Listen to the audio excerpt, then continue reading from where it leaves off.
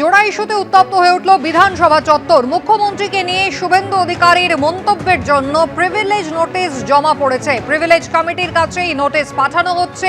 এই অধিবেশনেই রিপোর্ট দেওয়া হবে বলে জানিয়েছেন স্পিকার। বাইরে কে কি বলেছেন তা নিয়ে কেন স্বাধিকার প্রশ্ন তুলে প্রতিবাদ বিজেপির। অন্যদিকে অনুব্রত মণ্ডলের কুকথা নিয়ে এবার মুলতবি প্রস্তাব জমা দেন বিরোধী বিধায়করা। অধ্যক্ষ সেটি খারিজ করে দেন। প্রতিবাদে বিজেপি বিধায়কদের ওয়াকআউট। মুখ্যমন্ত্রী হায় হায় অপদার্থ মুখ্যমন্ত্রী হায় হায়।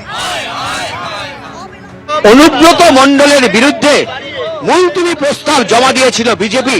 তাদের দাবি ছিল অনুব্রত মণ্ডল যেভাবে একজন পুলিশ অফিসারের মা এবং স্ত্রী সম্পর্কে কুকথা বলেছেন তার বিচার করতে হবে, তা নিয়ে বিধানসভায় আলোচনা করতে হবে।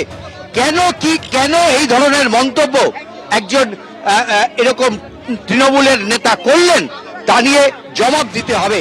এই মুলতবি প্রস্তাব অবশ্য খারিজ হয়ে যায় এবং এই নিয়ে কোনো আলোচনা বিধানসভায় অ্যালাউ করেননি অধ্যক্ষ, এবং তার প্রতিবাদে তারা বেরিয়ে আসেন।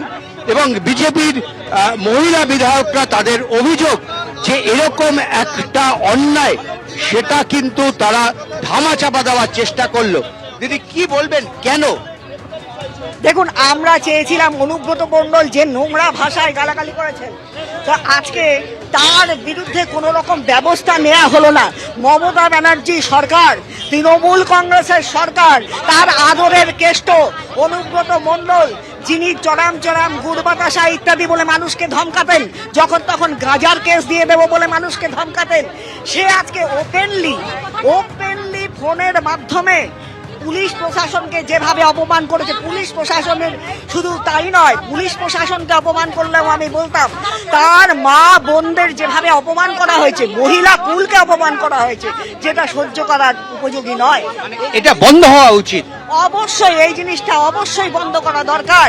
এই জিনিসটার মধ্যে পশ্চিমবঙ্গ সরকার অর্থাৎ মুখ্যমন্ত্রী মমতা ব্যানার্জি পুলিশ মন্ত্রী থাকাকালীন তার যে পুলিশ, তার সেই পুলিশের পরিবারকে যে অপমান করা হয়েছে, অথচ মাননীয় মুখ্যমন্ত্রীর কোনো হেলদোল নেই। বিজেপির বিধায়করা সিদ্ধান্ত নিয়েছেন যে মুখ্যমন্ত্রী মমতা বন্দ্যোপাধ্যায় যেদিন বিধানসভায় আসবেন সেদিনকে এই নিয়ে সরাসরি তার কাছে প্রশ্ন তুলবেন, এবং কেন অনুব্রত মণ্ডলের বিরুদ্ধে কোনো প্রশাসনিক ব্যবস্থা গ্রহণ করা হলো না তা নিয়েও প্রশ্ন তুলবেন বিজেপির মহিলা বিধায়করা। ক্যামেরায় অজয় দাসের সঙ্গে উজ্জ্বল মুখোপাধ্যায়, এবিপি আনন্দ, কলকাতা। গতকাল শুভেন্দু অধিকারীর বিরুদ্ধে স্বাধিকার ভঙ্গের প্রস্তাব জমা পড়েছিল অধ্যক্ষের কাছে। প্রস্তাব জমা দিয়েছিলেন শোভনদেব চট্টোপাধ্যায়, অরূপ বিশ্বাস এবং চন্দ্রিমা ভট্টাচার্য।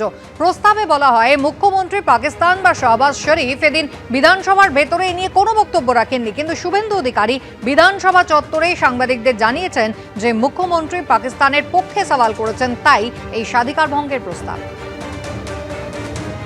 দায়িত্বশীল একজন বিরোধী দলের নেতা, তার কাছ থেকে এটা আমি প্রত্যাশা করিনি। আমার এখানে প্রিভিলেজ জমা পড়েছে, প্রিভিলেজের আইন অনুযায়ী যা করার সেটা আমরা করব। মুখ্যমন্ত্রীর স্পিচে এমন কোনো শব্দ তিনি ব্যবহার করেননি বা এমন কোনো কথা বলেননি যিনি পাকিস্তানের সপক্ষে এখানে বক্তব্য রেখেছেন।